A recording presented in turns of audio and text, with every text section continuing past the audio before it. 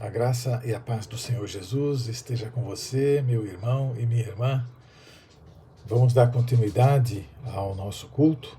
Agora, então, com a mensagem, nós já louvamos o Senhor, já participamos dos avisos, já participamos dos dízimos e ofertas, e agora chegou o momento da mensagem.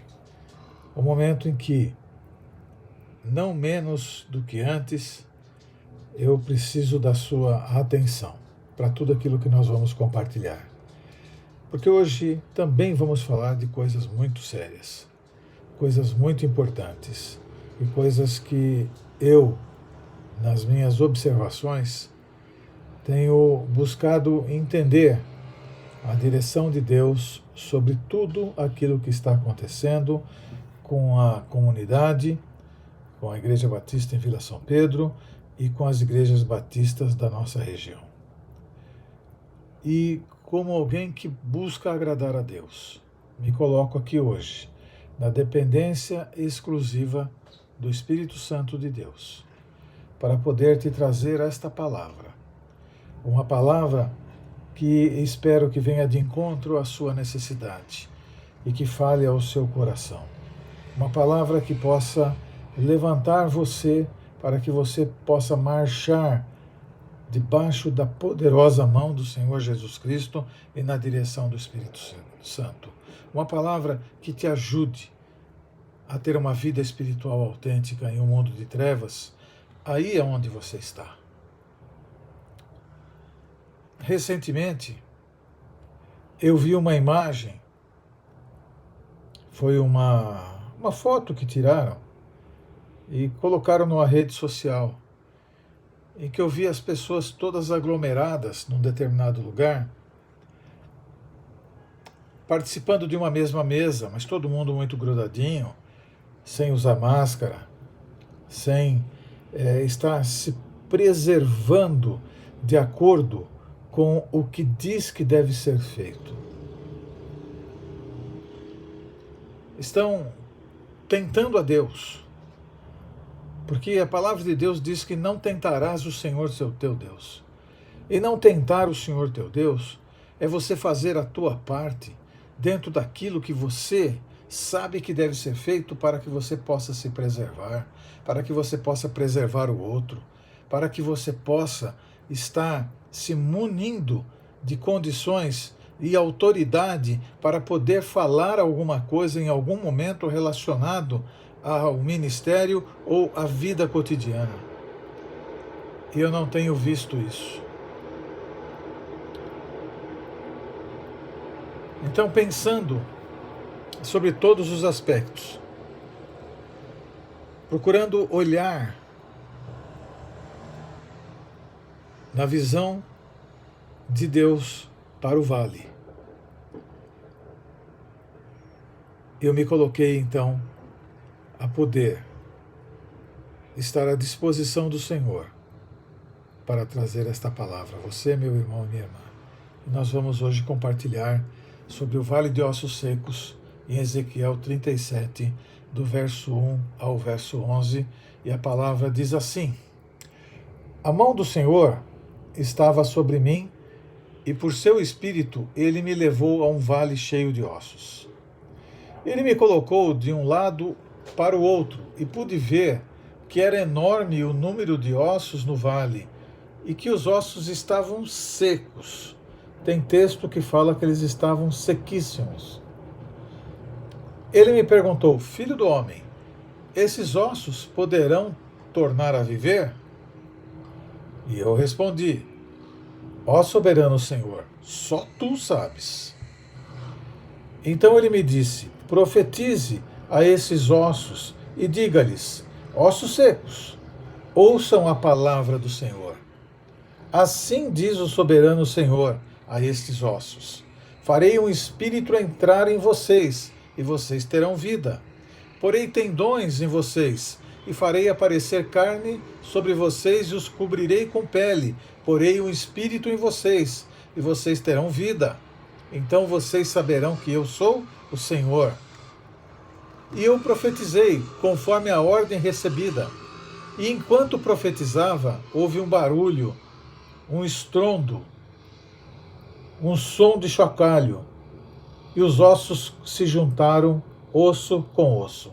Olhei, e os ossos foram cobertos por tendões e de carne, e depois de pele, mas não havia espírito neles. A seguir, ele me disse: profetize ao espírito, profetize, filho do homem, e diga-lhe: assim diz o soberano Senhor, venha deste os 4 ventos, ó espírito, e sopre dentro destes mortos para que vivam. Profetizei conforme a ordem recebida, e o espírito entrou neles. Eles receberam vida e se puseram de pé. Era um exército enorme. Então ele me disse: filho do homem, esses ossos são toda a nação de Israel. Eles dizem: nossos ossos se secaram e nossa esperança se foi. Fomos exterminados. Ezequiel 37, de 1 a 11. Meu irmão, quando eu olhei para esse texto, eu me deparei com a realidade em que vivemos como comunidade, como Igreja Batista em Vila São Pedro, como povo escolhido de Deus neste lugar. De certo que eu sou de fora. Eu e minha esposa fomos aí com um firme propósito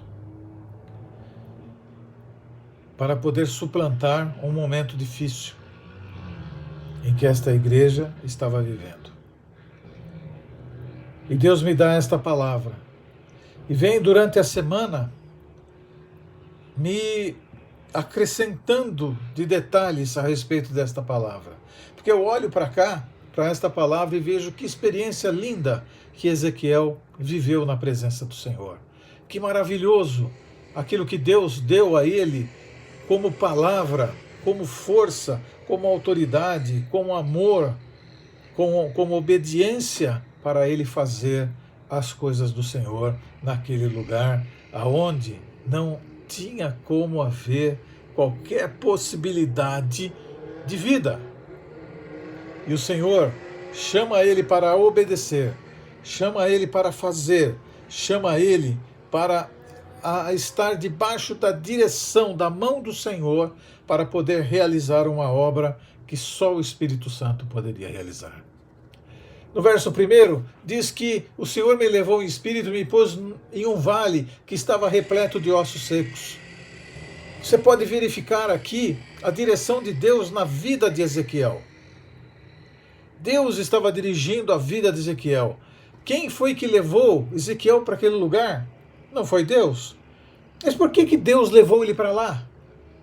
Porque Deus levou Ezequiel para lá, para o Vale de Ossos Secos. Poderia ter levado ele para Foz do Iguaçu?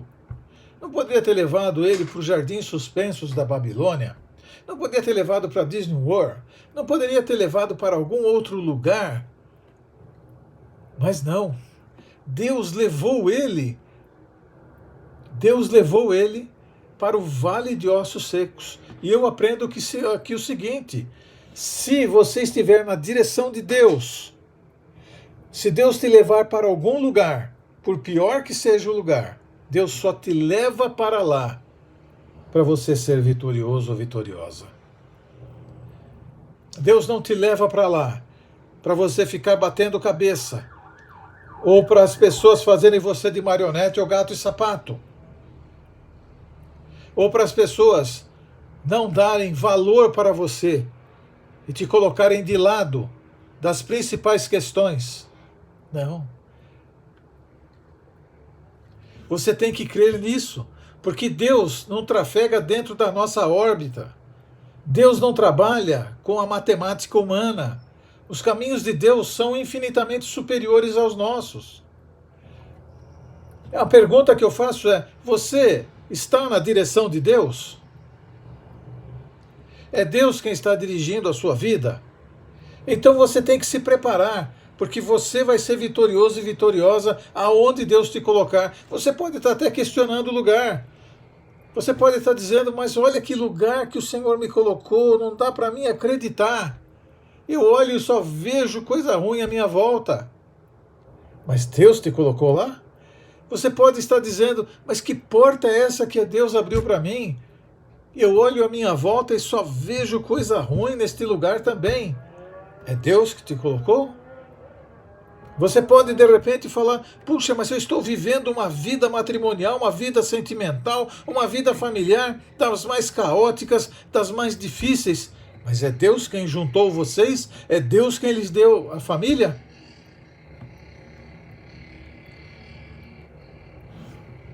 Veja o que diz Isaías 55, 8 e 9.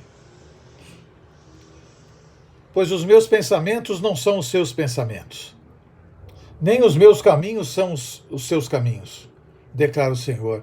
Assim como os céus são mais altos do que a terra, também os meus caminhos são mais altos do que os seus caminhos, e os meus pensamentos mais altos do que os seus pensamentos. Deus é o dono da sua vida? Porque antes de você colocar amém, você deve parar e pensar nesta pergunta que eu estou fazendo. Deus é o dono da sua vida mesmo? Porque se Ele for o dono da sua vida, toda a sua lamentação, toda a sua lamúria, toda a sua reclamação, toda a sua murmuração não tem sentido. Porque se Ele é o dono, Ele sabe o que é melhor para você. Porque os pensamentos dEle são muito maiores do que o meu e o seu. Se é Deus que está dirigindo você, então você não está aonde você está à toa. Você não está nesse serviço à toa. Você não está morando neste lugar à toa. Você não está estudando nesta escola à toa. Você não está vivendo em julgo desigual à toa. Você não está nesta igreja à toa. Você não foi levado para essa denominação à toa. Você não está à toa. É Deus que está no controle de tudo. E Deus quer e vai fazer alguma coisa através de você. No verso 2, a palavra diz: e ele me levou de um lado para o outro, e pude ver que era enorme o número de ossos no vale, e que os ossos estavam sequíssimos. Eu aprendo aqui o seguinte, meu irmão e minha irmã. Quando é Deus que me leva para algum lugar, Ele mostra a realidade do lugar. Deus não esconde nada. Deus mostra todos os detalhes. Por isso, ele colocou, então, Ezequiel no centro do vale. E coloca Ezequiel rodando o centro do vale.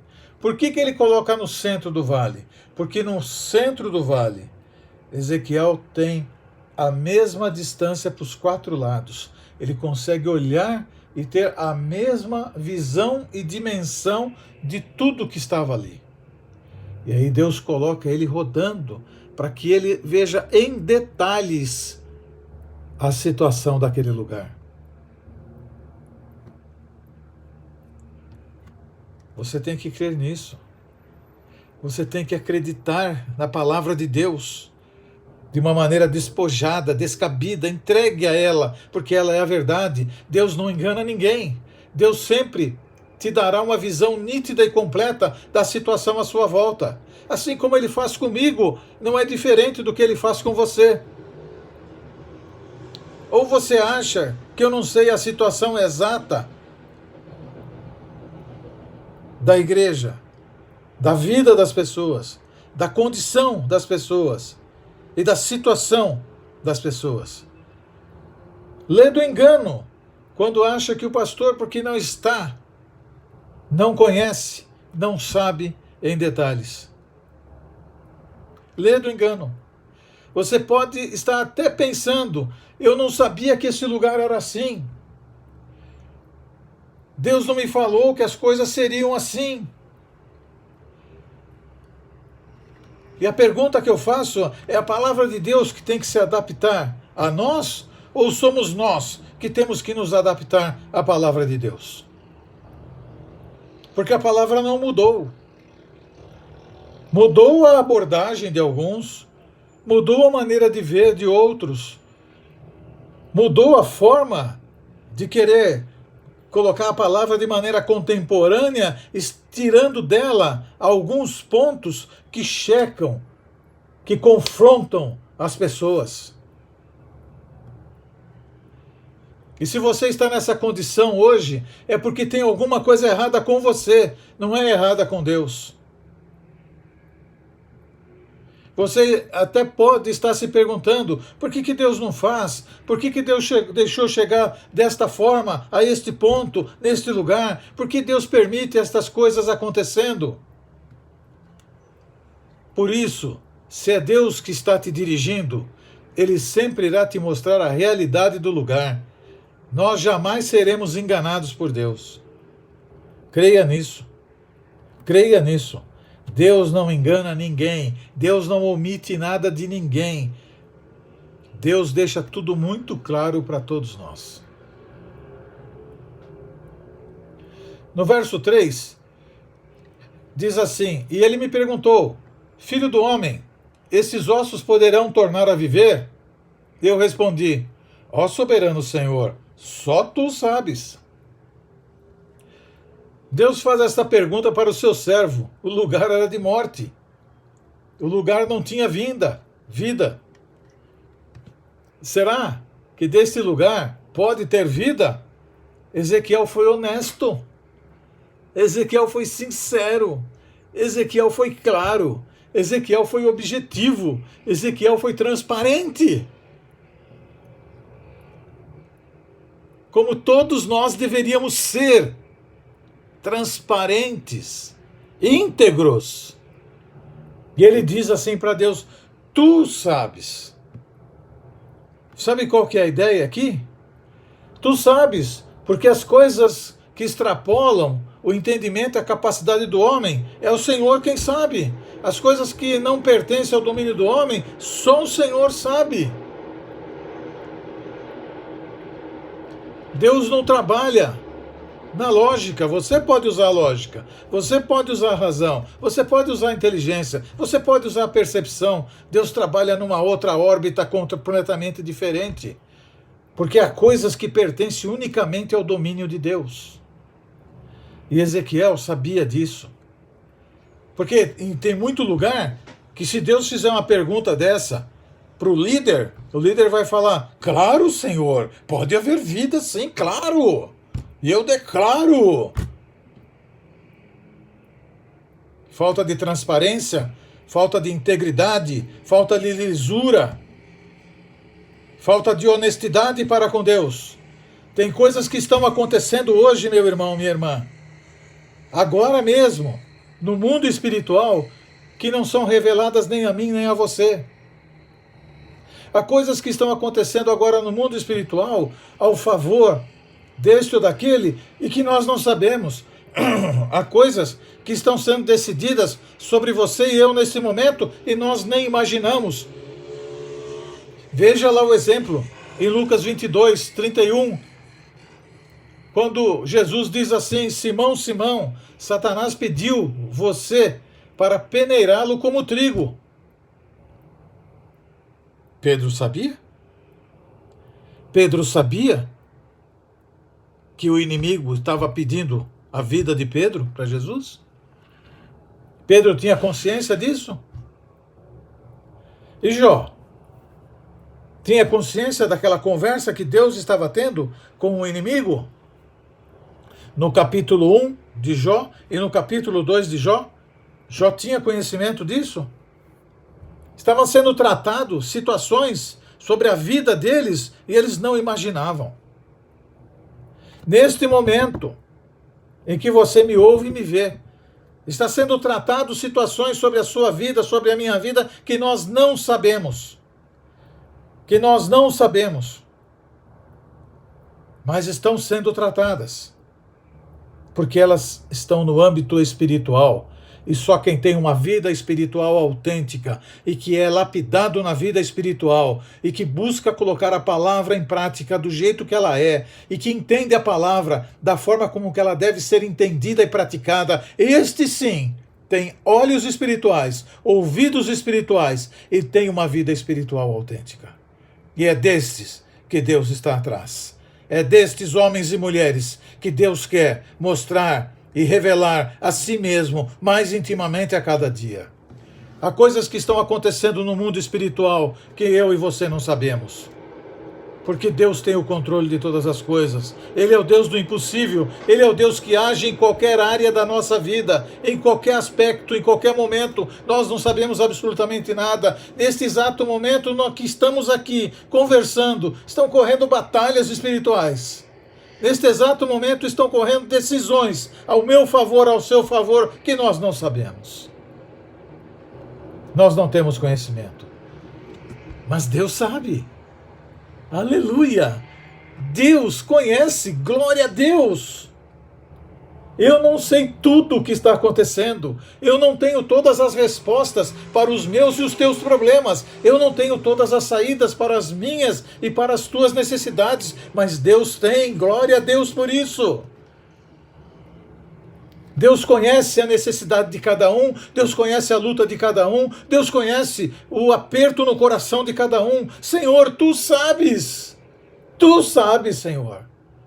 Nós temos que ser honestos e sinceros para com Deus.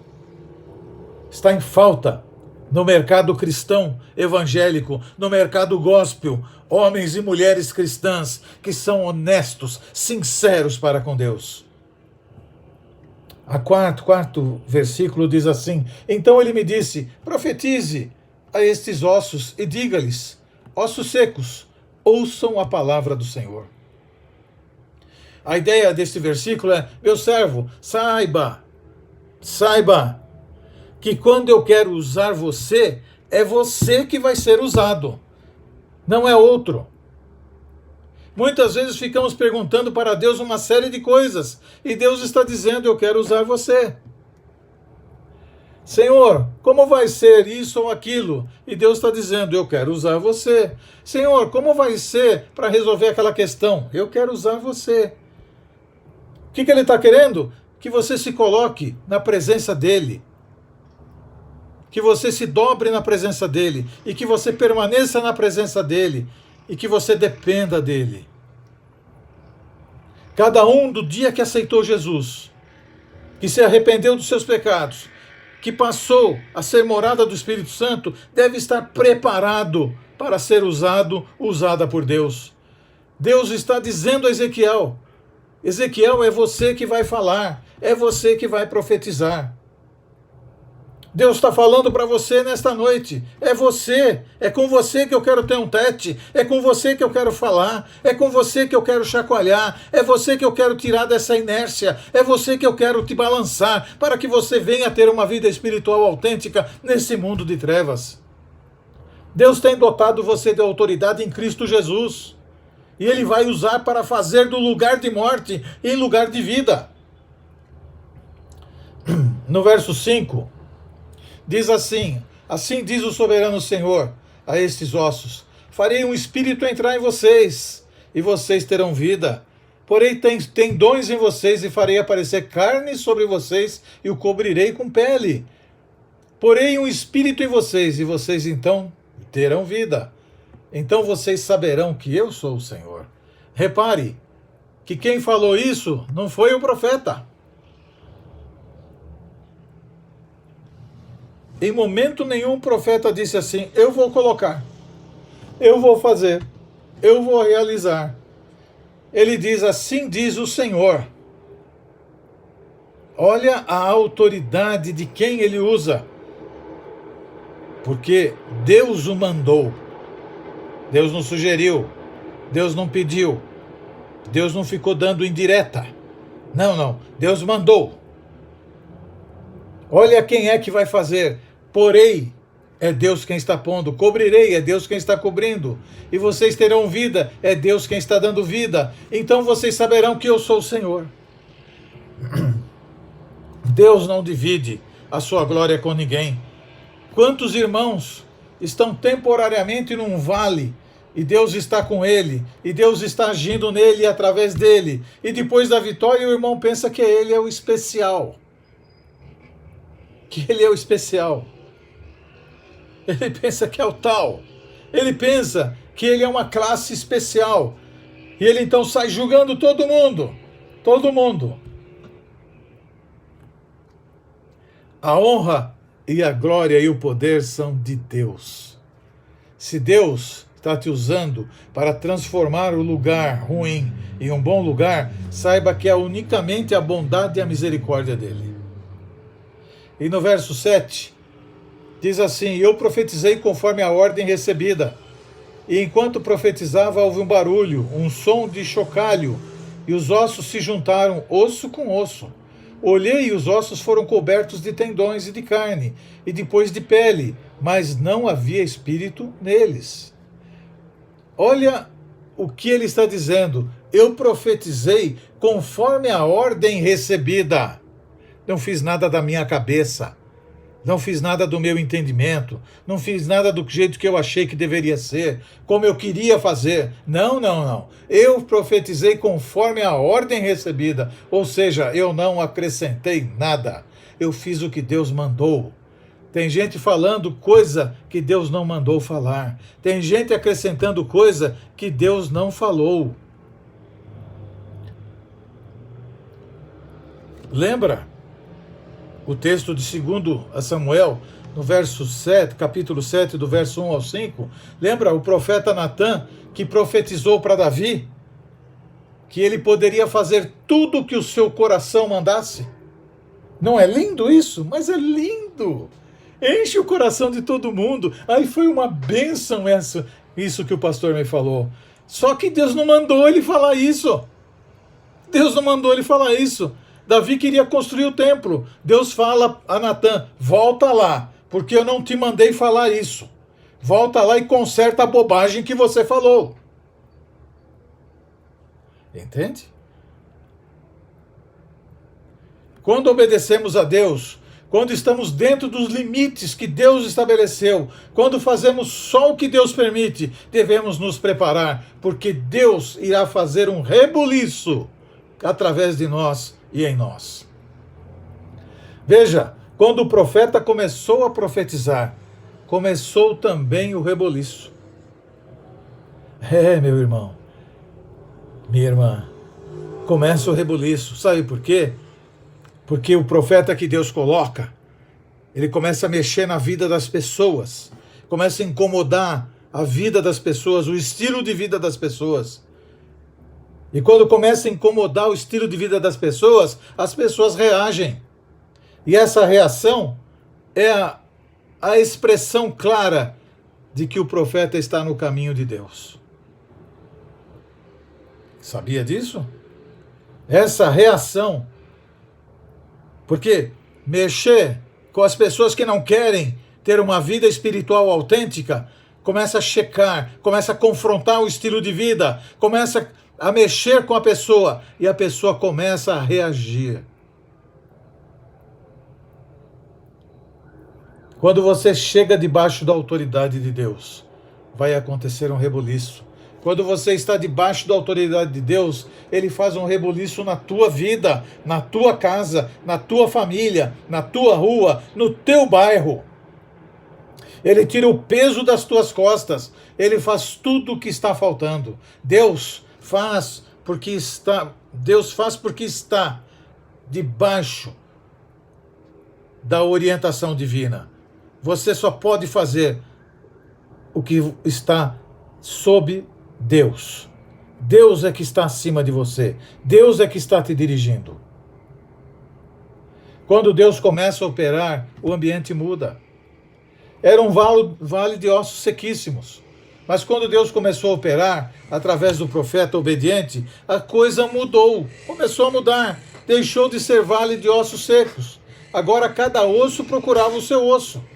Sabe o que eu aprendo aqui? A primeira coisa é que vai haver ordem. Deus não gosta de bagunça. Deus não gosta das coisas bagunçadas. E a primeira coisa, trazendo para o nosso dia, para o século 21, no ano de 2020, Deus não gosta daqueles que caminham longe e fora da autoridade constituída por Ele, seja ela municipal, seja estadual, seja na nação e seja no mundo. Porque as autoridades foram constituídas por Deus. E quando você não faz aquilo que a autoridade está dizendo que deve ser feito, você está tentando o Senhor seu Deus.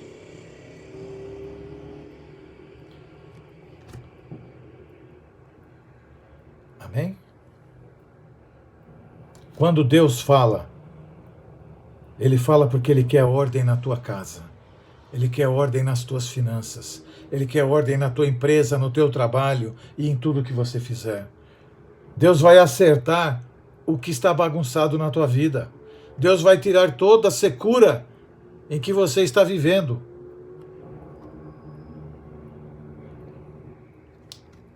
Veja, o final do versículo 8 diz: mas não havia espírito neles. Era um vale de ossos secos e agora ficou um vale de corpos. Você pode até achar que lindo, porque era osso seco e agora virou um monte de corpo, só que está morto. Só que está morto. Deus não é Deus de metade. Deus tem por princípio terminar tudo que começa. A obra estava quase completa, mas não tinha vida, não tinha terminado. E no verso 9, o Senhor diz o seguinte: a seguir ele me disse, profetize ao Espírito. Profetize, filho do homem, e diga-lhe, assim diz o soberano Senhor, venha desde os 4 ventos, ó Espírito, e sopre dentro destes mortos, para que vivam. Veja que a autoridade não mudou. Muitas vezes Deus começa a nos usar para fazer sua vontade, e quanto mais difícil vai ficando, nós vamos começando a querer parar. Então começamos a nos munir de falsas verdades, como eu acho que Deus só quer até aqui. Senão não teria tantos obstáculos. Eu acho que a partir daqui deve usar outro, porque daqui para frente não dá mais para mim. Mentira. Mentira. Se é Deus que está dirigindo, Ele vai terminar aquilo que Ele começou em você e através de você. O Deus que começou é o Deus que vai terminar. Se Deus está te usando para ganhar a tua família, é você quem vai ganhá-la. Se Deus está te usando para ganhar vidas na empresa onde você trabalha, é você que vai ganhá-las. Escutem, só uma coisa interessante. Quando Deus manda no verso 9, vamos ler de novo? Vamos ver?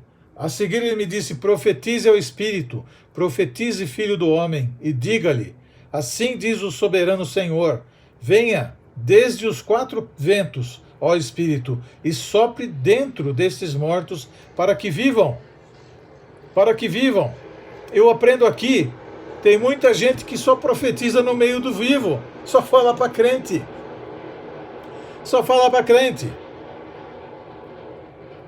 Não é verdade? Os grupos dos crentes que o digam, não é? Porque enquanto o pastor tem por princípio pastorear, os irmãos, sem observar aquilo que está sendo muitas vezes publicado pelo pastor, sem muitas vezes estar dando atenção àquilo que é a função do pastor, que é cuidar do rebanho, começam a colocar um monte de outras coisas em cima, para falar para vivos. Para falar para vivos. Não, isso tudo tem que ser feito para falar para mortos. Aqueles que estão espiritualmente mortos e que estão à sua volta. O seu vizinho, da esquerda, da direita, da frente, de trás. As pessoas do seu bairro, da sua família. Tem gente que só quer falar para vivo, só quer falar para crente. Lá no meio dos mortos, ninguém conhece ele. Ninguém conhece ele. Você, jovem, que está me ouvindo e me vendo, fala lá na sua escola. Empresário, fala lá na sua empresa. Crente, fala lá no vale da sua rua, no vale da sua família, no vale do seu bairro. Profetiza a palavra sobre esses mortos, para que eles vivam. Diga que Cristo é o único caminho, que longe de Deus o homem está perdido. Profetiza, diga que o homem longe de Deus está à mercê do inimigo. E quando profetizamos, falamos para mortos, sabe o que acontece? Veja o verso 10. Profetizei conforme a ordem recebida, e o Espírito entrou neles. Eles receberam vida e se puseram em pé. Era um exército enorme. Aleluia. Irmãos, parem agora mesmo e observem. Observem a mudança total do lugar.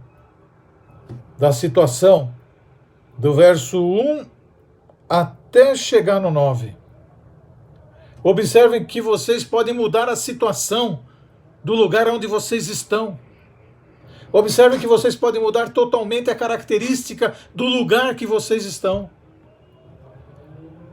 Meu irmão, Deus quer através de você levantar um exército para o louvor da sua glória. Moço, moça, Deus quer através de você levantar um exército. Irmão, irmã, Deus não levantou você para que você virasse um osso seco. Não deixe o diabo fazer de gato e sapato a tua casa. Não fique encolhido. Não aceite isso. Amém? Amém? Meu irmão, esta palavra, ela vem do coração de Deus para o meu coração e para o teu coração. Eu vou parar aqui, porque eu já excedi o horário. Nós estamos com 36 minutos desta mensagem. E eu espero que Deus tenha falado ao teu coração. E que você não ouça e veja esta mensagem e ela caia no vazio. Que você possa meditar sobre ela. E que ela tenha mexido com você. Muito. Não por mim, porque eu não tenho este poder. Mas Deus tem. Deus tem. Senhor, Pai amado e Pai querido, louvo o Senhor nesta noite e a Ti engrandeço porque Tu és Deus bom e Deus maravilhoso. Pai amado, que esta palavra, Senhor, que foi liberada, Pai, para a vida do meu irmão e da minha irmã, possa frutificar nos corações, em nome de Jesus. Que o amor de Deus o Pai, que a graça, a maravilhosa graça do Senhor Jesus Cristo e que as consolações do doce Espírito Santo sejam com vocês, amados e amadas de Deus, não só agora, mas para todo sempre. Amém e amém. Deus te abençoe, Deus te proteja e que Deus te conceda uma excelente semana de vida espiritual autêntica no mundo de trevas. Fale de Jesus para as pessoas, para os mortos, os vivos, leiam a palavra em nome de Jesus. Amém? Deus abençoe.